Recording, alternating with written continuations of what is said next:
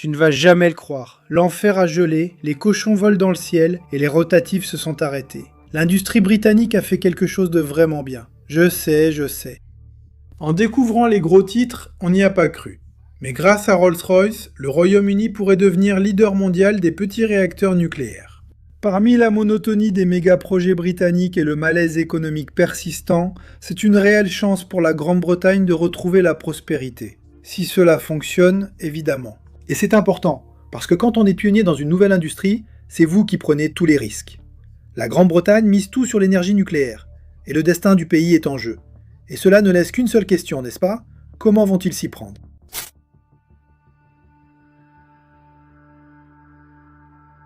Les habitants du Royaume-Uni vaquaient à leurs occupations, sans doute en se plaignant du temps en juin 2026, quand des gros titres successifs ont surgi au sujet de Rolls-Royce et sa filiale spécialisée dans les petits réacteurs modulaires, SMR. La première était une histoire économique marquante, indiquant qu'un groupe mené par Rolls-Royce allait construire 3 mini-réacteurs pour la Suède, après avoir battu l'alliance concurrente de l'américain GE Vernova et du japonais Hitachi. C'est la 3e fois que Rolls-Royce SMR remporte un contrat pour construire des SMR pour des pays, avec des soutiens tels que CEZ, la principale compagnie d'électricité de la République tchèque, ainsi que la Qatar Investment Authority. Il y a aussi un enchevêtrement d'intérêts du côté du gouvernement britannique. Le gouvernement a activement fait du lobbying pour Rolls-Royce via son partenariat avec Great British Energy Nuclear, GBEN, du Royaume-Uni.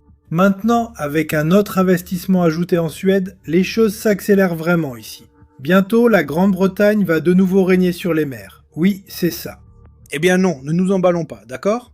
Donc pour les non-initiés, que sont exactement les petits réacteurs modulaires? Si vous ne nous avez jamais entendu parler de nucléaire ou de SMR, ces petits réacteurs sont exactement ce que leur nom indique. Ce sont des réacteurs nucléaires de taille réduite, conçus pour être fabriqués en usine et expédiés sur le site où ils sont assemblés.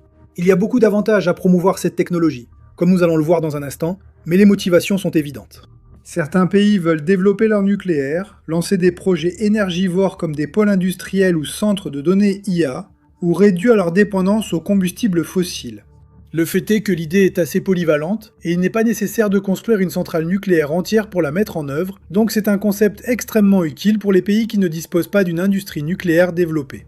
Bien qu'elle ait longtemps été considérée comme relevant davantage de la science-fiction que de la réalité, cette technologie mûrit depuis des années, au point que nous commençons à voir des entreprises s'y intéresser comme une activité commercialement viable, et c'est là que Rolls-Royce intervient pour offrir son expertise. Au final, le contrat pour les 3 réacteurs suédois devrait à lui seul valoir des milliards de livres sterling.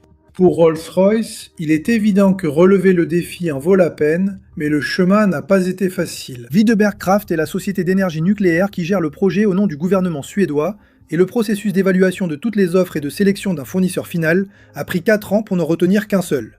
Un peu comme la version la plus longue et la plus geek du monde de The Bachelor, peut-être.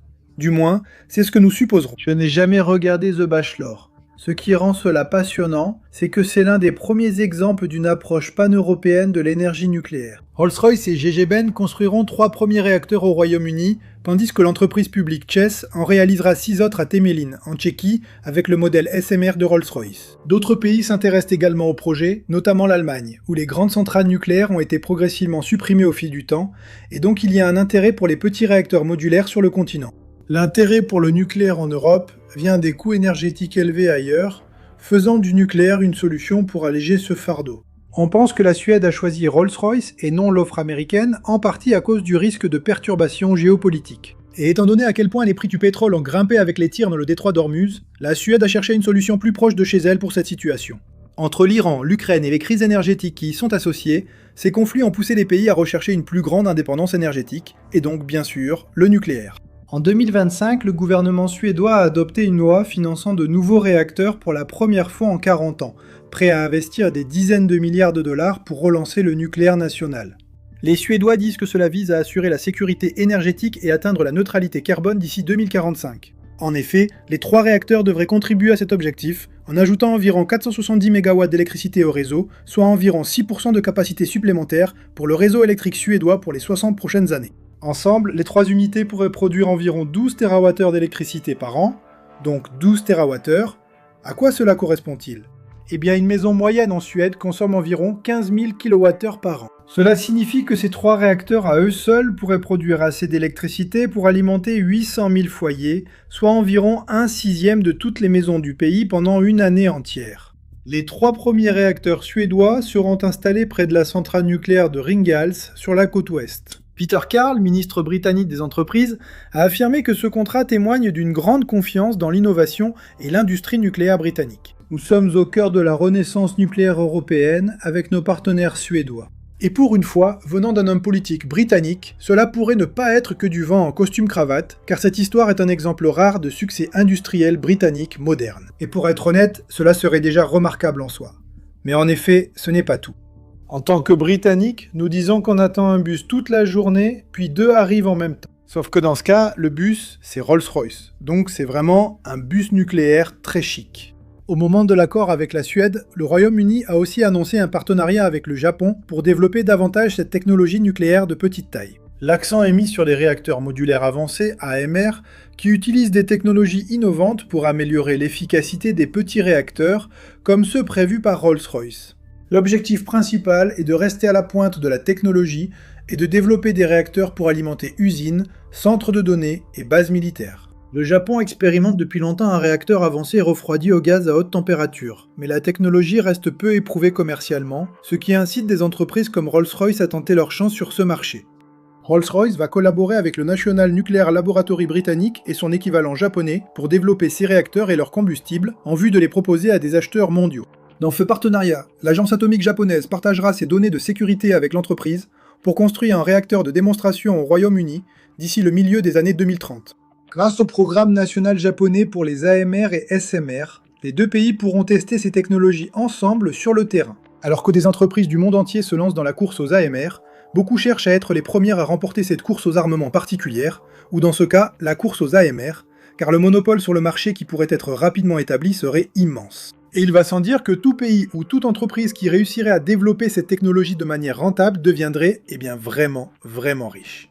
Dans cet accord, le Japon et le Royaume-Uni ont aussi décidé d'étudier le développement du nouveau combustible pour les AMR. Il s'appelle combustible à particules tristructurales isotropes, ou TRISO pour faire court. Les scientifiques le considèrent généralement comme plus sûr et plus robuste que le combustible nucléaire conventionnel. Contrairement aux réacteurs classiques qui exigent le retrait actif des barres de combustible pour calmer la réaction, le TRISO se refroidit seul, réduisant ainsi le risque de catastrophe, ce qui est important. Des fragments d'uranium de la taille d'une graine de pavot sont enveloppés dans des couches de matériaux plus résistants que le diamant. Ces éléments sont ensuite compactés en blocs hexagonaux ou en galets de la taille d'une boule de billard, qui sont ensuite chargés dans le réacteur. Le TRISO permet au réacteur de fonctionner à des températures bien plus élevées que les réacteurs classiques, produisant plus d'énergie avec la même quantité de combustible et une chaleur directement utile pour l'industrie. L'inconvénient, c'est que tout cela est très compliqué à mettre au point. Heureusement, nos chercheurs ont Internet, donc nous pouvons expliquer, mais on n'imagine pas à quel point cela a dû être difficile pour les scientifiques de résoudre ce problème par eux-mêmes. C'est bien plus facile à dire qu'à faire si l'on considère le temps, la difficulté et le coût, puis il faut en faire une alternative viable commercialement. Mais en général, si vous parvenez à réaliser un AMR avec du combustible TRISO, vous pouvez fabriquer un réacteur nucléaire avec une tolérance aux accidents bien plus élevée, et en quelque sorte gravir un échelon supplémentaire dans l'arbre technologique du nucléaire. C'est vraiment très difficile à faire, un peu comme essayer de convaincre un adolescent gothique que ce n'est qu'une phase. Mais les gouvernements britanniques ont anticipé ce problème. Pour le TRISO, et non pas pour l'histoire de la Dogotte, ils ont annoncé un programme avec une entreprise de combustible nucléaire, Urenco, d'une valeur de 300 millions de livres sterling afin de construire une installation d'enrichissement au Royaume-Uni pour fabriquer ces pastilles.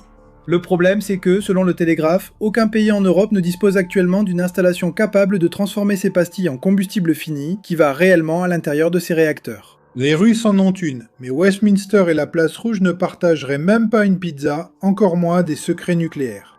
Le Japon intervient avec son expertise issue de tests sur ces réacteurs, offrant au Royaume-Uni un atout pour maîtriser des processus complexes. Compacter les pastilles dans des conteneurs de combustible, enrober et inspecter le combustible TRISO, et ajuster la température du réacteur pour faire bouillir l'eau à temps pour le thé. Nous avons inventé le dernier point, mais le secteur nucléaire n'est pas vraiment florissant au Royaume-Uni depuis des décennies. Il devait bien s'occuper pendant ce temps. Soit c'est l'histoire du thé, soit il cherchait à ranimer le cadavre du prince Philippe. Le Japon en profite aussi. Ils essaient de rétablir leur propre industrie nucléaire après le séisme et le tsunami de Fukushima en 2011, la plus grande catastrophe nucléaire depuis Tchernobyl. Il est logique que Tokyo ne veuille pas que cela soit son héritage nucléaire durable. Ils ont déjà Hiroshima, Nagasaki, Godzilla et Fukushima. Pour être franc, ils ont besoin de cette victoire. Mais sérieusement, le Japon commence à remettre un pied dans cette technologie parce que le combustible importé s'avère extrêmement cher en ce moment, comparé à ce que l'énergie nucléaire peut offrir, surtout si vous avez déjà toute l'infrastructure, ce qui est le cas du Japon. Très bien, donc quand on regarde tout cela, il est clair que le Royaume-Uni commence à être à la pointe de cette technologie. Mais est-ce que ça va marcher ? Vaut-il la peine de développer une technologie avancée pour la vendre mondialement ? Et quels avantages en retirent les acteurs concernés ? Derrière chaque méga projet se cache un investissement massif, ce qui nous amène au sponsor d'aujourd'hui, Mintos, une plateforme d'investissement où vous pouvez commencer à investir avec seulement 50 €. Mais avant de vous en dire plus, démystifions 2 idées reçues courantes sur l'investissement. Mythe numéro 1. Les actions sont le seul moyen de faire croître régulièrement votre épargne. Eh bien, les actions sont volatiles. L'indice américain S&P 500 subit de fortes baisses chaque année et en 2025, il a chuté de près de 19% avant de se redresser. Cela peut être stressant et amener de nombreux investisseurs à faire des erreurs coûteuses dictées par l'émotion. Mythe numéro 2. Les actifs à revenus fixes sont complexes et inadaptés aux investisseurs ordinaires. En réalité, investir dans le revenu fixe est plus simple que vous ne le pensez. Le marché européen des investissements alternatifs de détail a presque doublé en seulement 5 ans. C'est là que Mintos entre en jeu. Mintos est une plateforme facile à utiliser qui vous permet d'investir dans des prêts, des obligations et de l'immobilier en seulement quelques clics. L'objectif est simple, gagner un revenu régulier sans dépendre des fluctuations du marché boursier et répartissez les risques. Les prêts sur Mintos ont offert un rendement net annuel moyen de 8,8% depuis 2015, ce qui est supérieur à un compte d'épargne. Mintos a été fondé en 2014 et compte plus de 700 000 investisseurs à travers l'Europe, gérant plus de 800 millions d'euros d'actifs pour les investisseurs. Commencez à investir avec seulement 50 € et optez pour une gestion entièrement automatisée ou prenez le contrôle total. Pour recevoir un bonus de bienvenue exclusif, scannez le QR code ou cliquez sur le lien dans la description. Commencez à investir dès aujourd'hui avec Mintos. Voici d'abord les aspects positifs. Concernant cette technologie et les acteurs impliqués, ils sont nombreux. Si vous deviez choisir une entreprise britannique pour cela, ce serait Rolls-Royce. Ils fournissent depuis longtemps les sous-marins nucléaires britanniques, mais Rolls-Royce SMR a développé la technologie de défense de façon spécifique. Les usines, avions et réacteurs nucléaires sont la spécialité de Rolls-Royce, ainsi que tout ce qui est très grand, technique et délicat. Un excellent choix. Et étant donné le peu d'options sur le marché des voitures de luxe au Royaume-Uni et le fait que les Britanniques n'ont pas eu de vraie guerre depuis un moment, ce n'est pas comme s'ils faisaient quelque chose de plus important.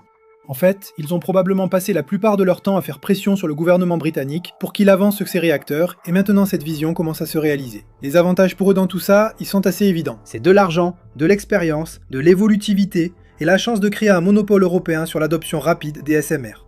Ils sont en position forte grâce à l'engagement de ces pays acheteurs. Après tout, CES, la compagnie d'électricité tchèque, possède 20% de Rolls-Royce SMR. Ils vont vouloir obtenir un bon retour sur cet investissement, donc en s'associant à Rolls pour leur projet nucléaire, ils prennent part à cette aventure dès le début. Ils collaboreront avec l'entreprise au développement des réacteurs et à une part de la production mondiale de leur côté.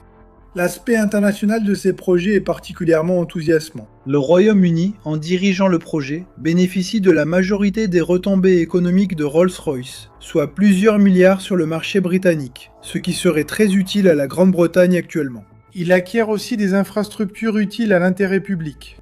Cela crée des emplois, renforce le savoir-faire institutionnel et donne à Londres un avantage pour les exportations, permettant au Royaume-Uni de développer sa production.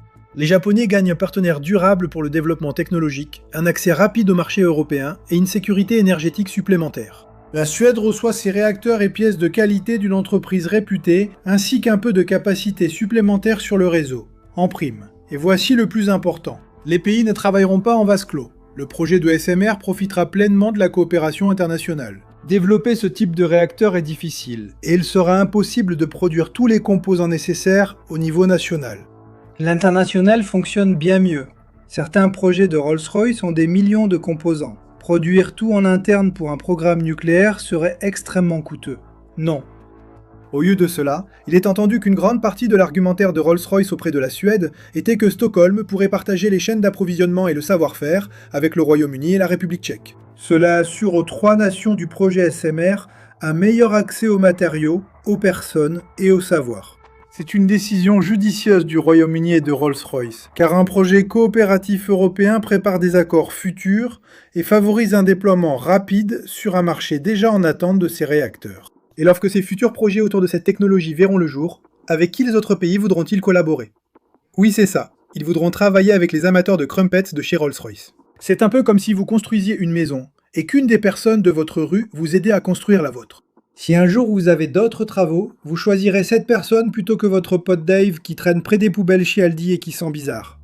Bref, tout cela est bien beau, il y a clairement beaucoup d'avantages pour les parties prenantes principales, ce qui est crucial dans un projet de cette taille. Mais quels sont les bénéfices à miser sur cette technologie? Qu'apporte-t-il de plus que les réacteurs nucléaires classiques? Eh bien, tout est dans le nom, vraiment. Les réacteurs modulaires sont conçus pour être fabriqués en modules dans une usine avant que le réacteur lui-même ne soit assemblé hors site. Ces SMR sont généralement plus petits que les centrales conventionnelles d'1 gigawatt, avec des panaches de vapeur s'échappant des cheminées comme on l'imagine. Parce qu'ils sont un peu plus petits, ils peuvent être construits avec moins de retard grâce à la conception modulaire. Et un contrôle strict du processus de fabrication permet d'éviter les dépassements de coûts. Les SMR sont censés être construits à grande échelle à terme, sortant des chaînes de production partout en Europe, ce qui les rendra moins chers sur le long terme. En effet, Rolls-Royce elle-même estime que le coût par unité de SMR pourrait descendre jusqu'à 2,2 milliards de livres une fois que la production sera lancée. Bien que ce soit beaucoup d'argent, cela reste faible face aux centrales nucléaires à grande échelle, dont la construction coûte des dizaines de milliards de dollars. Et l'idée, c'est que des environnements industrialisés et contrôlés permettront d'assembler rapidement sur place, ce qui réduira également le risque de retard. Alexis Onn, responsable du projet chez Rolls-Royce SMR, a tenu des propos similaires lors d'une interview. Il a expliqué qu'une méthode de fabrication en usine permet la production en masse, réduit les risques de livraison et assure un apprentissage continu avec un contrôle qualité strict. Fin de citation. Maintenant, il y a tout un tas d'autres facteurs importants qui font de ces projets spécifiques, basés sur des réacteurs plus petits, une bonne idée. D'abord, le concept de ces réacteurs est basé sur une technologie à eau pressurisée éprouvée. Et c'est important parce que ce n'est pas une expérience farfelue ou un délire de science-fiction. C'est un système solide de R&D avec des soutiens motivés, une réflexion sensée et une forte puissance financière. Cette technologie à eau pressurisée est même déjà utilisée à la centrale de Ringhals en Suède, juste à côté de l'endroit où ces SMR seront installés. Donc dans ce cas précis, les deux projets pourront partager certaines ressources en termes d'expertise, de maintenance et de pièces détachées. Ces réacteurs offrent une source d'électricité fiable pour répondre à la demande croissante sans accroître les émissions de carbone. Même utile, les énergies renouvelables ne suffisent pas toujours à compenser le manque, faute de soleil ou de vent dans une région. En raison de cette fiabilité variable, le nucléaire reste une option plus stable, surtout à petite échelle. Il pourra répondre à la demande aux heures de pointe et fournir l'excédent au réseau ou au stockage d'énergie.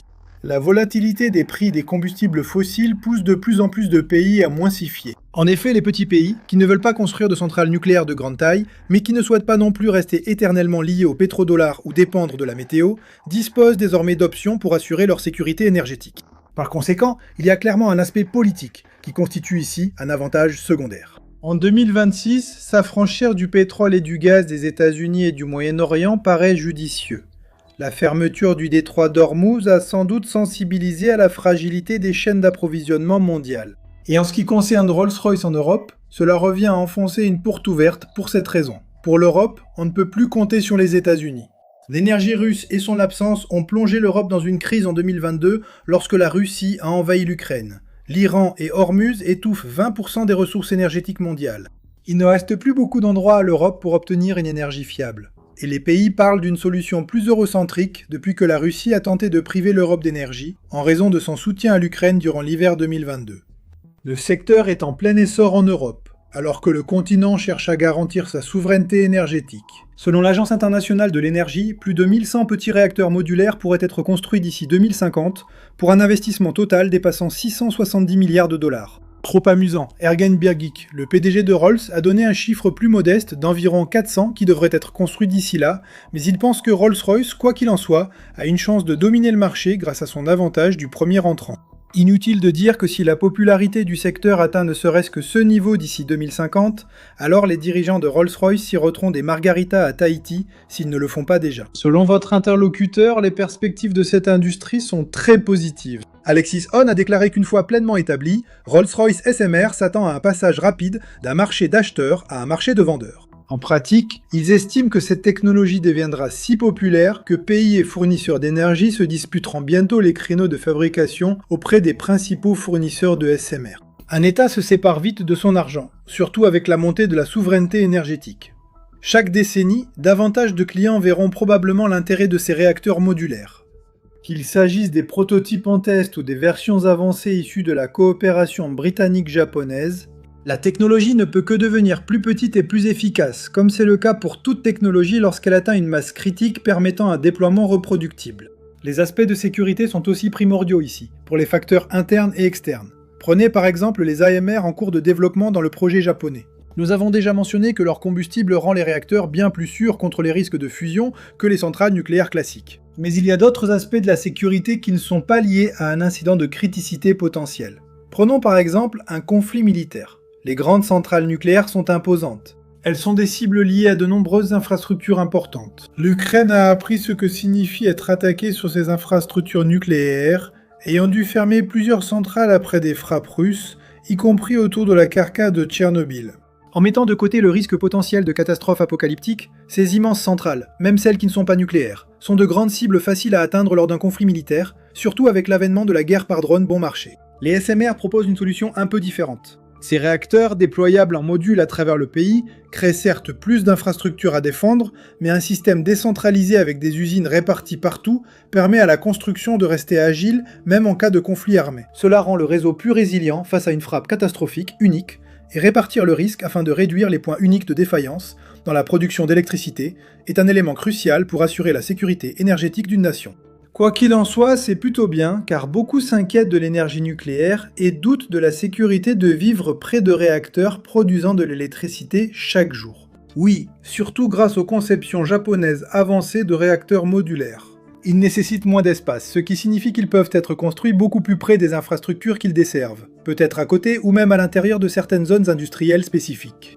On affirme que ces réacteurs avancés sont sûrs et fonctionnent à haute température, offrant aussi des avantages industriels.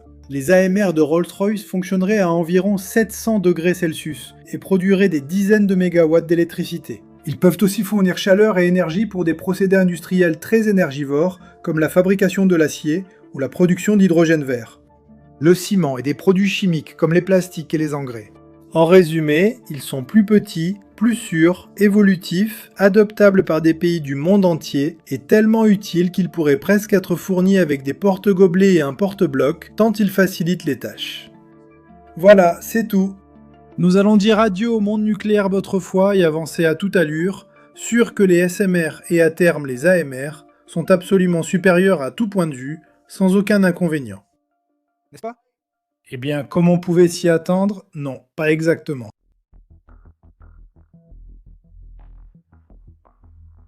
Jusqu'ici, nous avons présenté de façon positive la volonté britannique de devenir leader des réacteurs modulaires. Mais cette technologie comporte aussi des inconvénients.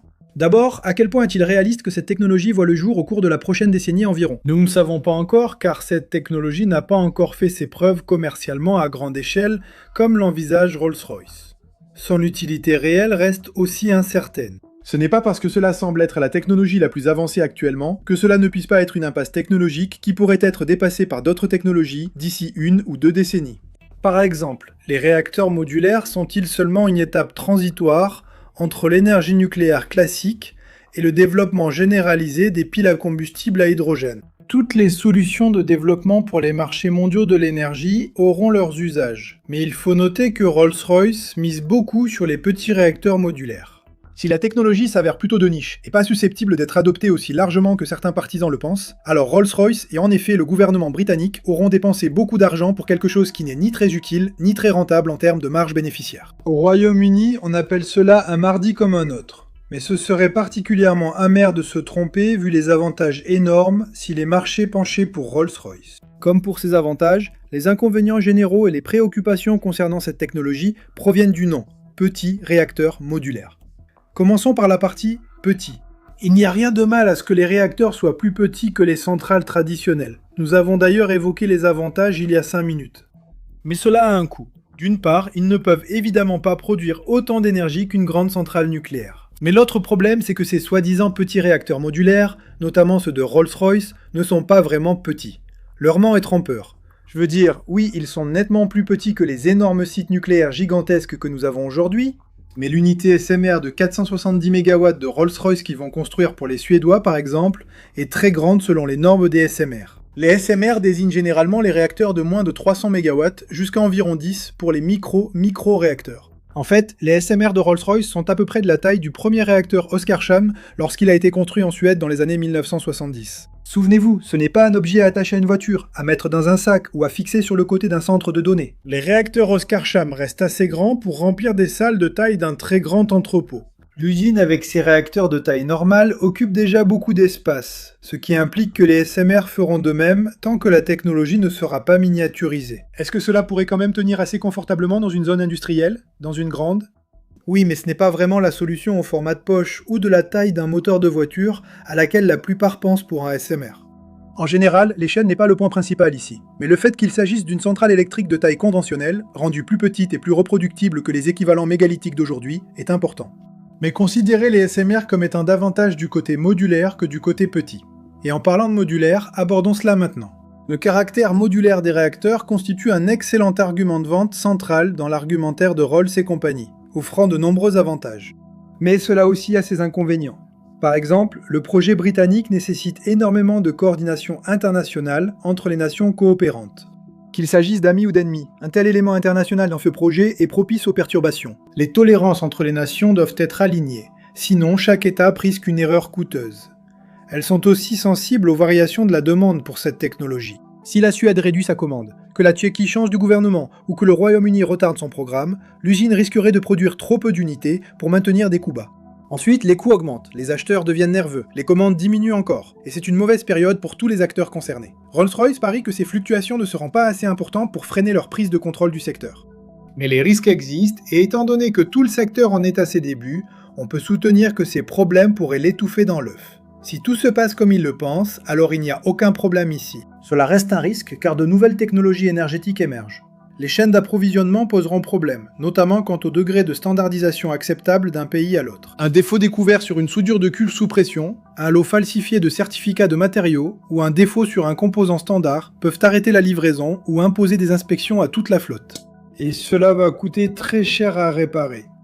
Un fournisseur de remplacement pourrait devoir prouver sa capacité à fabriquer des composants conformes à la norme requise, avec les bons dossiers, les bons matériaux, la traçabilité, le dispositif d'inspection et les certifications nécessaires pour un secteur à peine existant. Cela pourrait très bien convenir à une nation prise individuellement sur le plan national, mais ce ne serait peut-être pas le cas pour des partenaires internationaux. Différentes nations ont des réglementations de sécurité différentes concernant l'énergie nucléaire, ce qui est probablement le plus grand obstacle à l'adoption des SMR à travers l'Europe.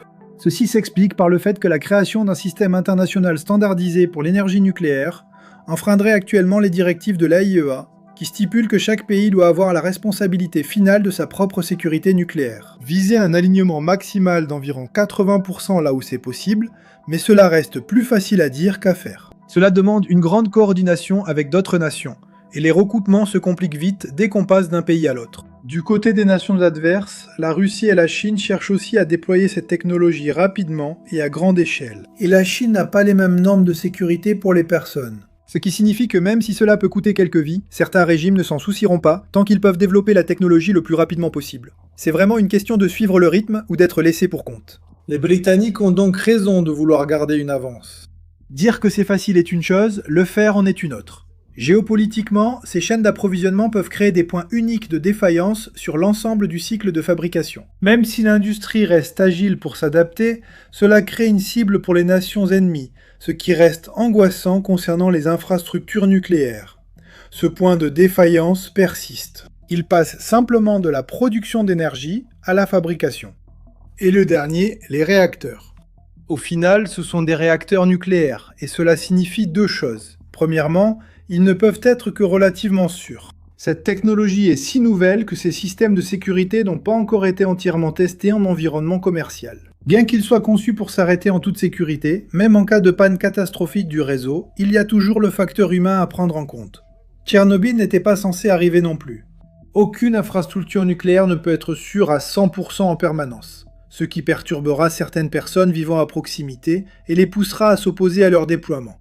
Un autre point important avec leur réacteur est que la logistique reste présente, même en arrière-plan. Les grues, les routes, le stockage d'énergie, le béton, les moyens de transport pour déplacer les modules partout, et l'énorme quantité de main-d'œuvre nécessaire pour faire fonctionner l'ensemble, signifie qu'un problème dans l'un de ces domaines peut tout arrêter net. Pour remédier à cela, les chaînes d'approvisionnement doivent être diversifiées et résilientes, bien que cette technologie reste de niche. Vous ne pouvez pas vraiment aller chez Réacteur Modulaire RES si vous avez besoin d'un composant essentiel coincé dans un conteneur à l'autre bout du monde. Vous ne pouvez tout simplement pas complètement dissocier le projet d'infrastructure du monde dans lequel il est construit. Enfin, certains problèmes spécifiques concernent ces projets actuels et les pays impliqués. Il faut aussi noter que ce développement sera long. Ce sont des projets de longue haleine qui prendront la majeure partie d'une décennie avant de porter le moindre fruit. En résumé, le Royaume-Uni et ses partenaires doivent poursuivre leur engagement pour tirer profit des bénéfices attendus de ces projets. Mais il est important de se rappeler que nous parlons ici du Royaume-Uni.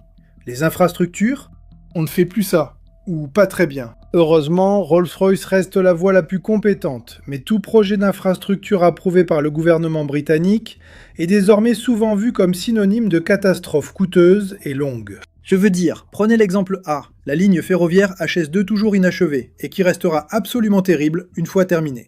Le Royaume-Uni gère mal les grands projets d'infrastructure, donc s'il y a une occasion de gâcher une telle opportunité, c'est bien Westminster.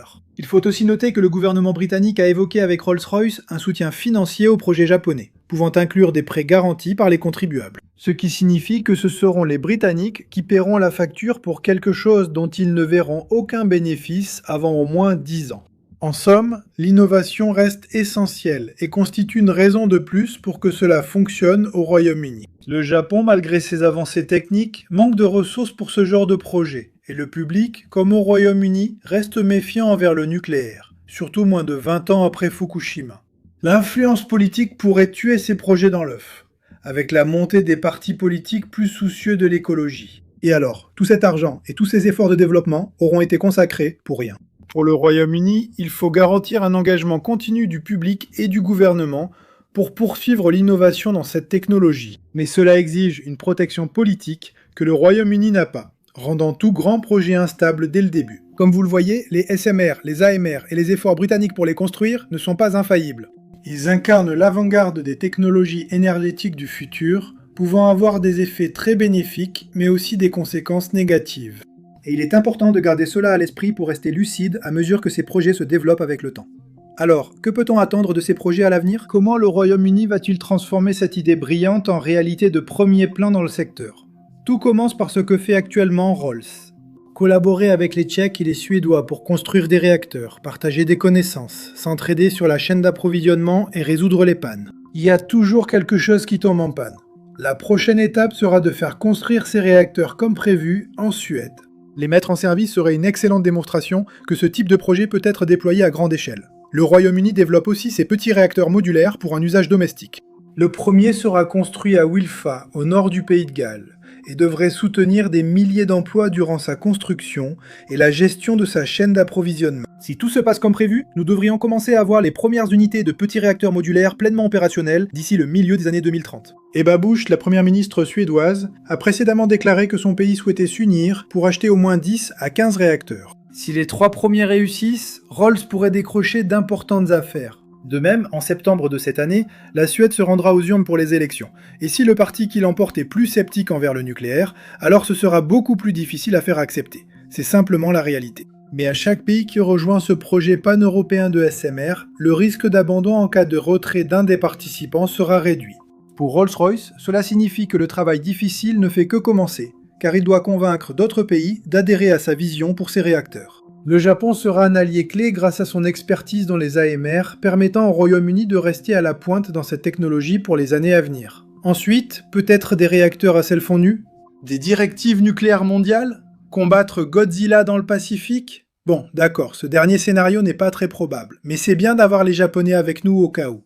Le gouvernement britannique envisage sûrement un gorille géant comme contre-mesure, Si vous retenez une chose de cette vidéo, que ce soit celle-ci. Les réacteurs modulaires arrivent, ils représentent l'avenir.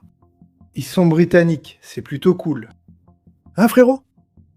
Merci d'avoir regardé.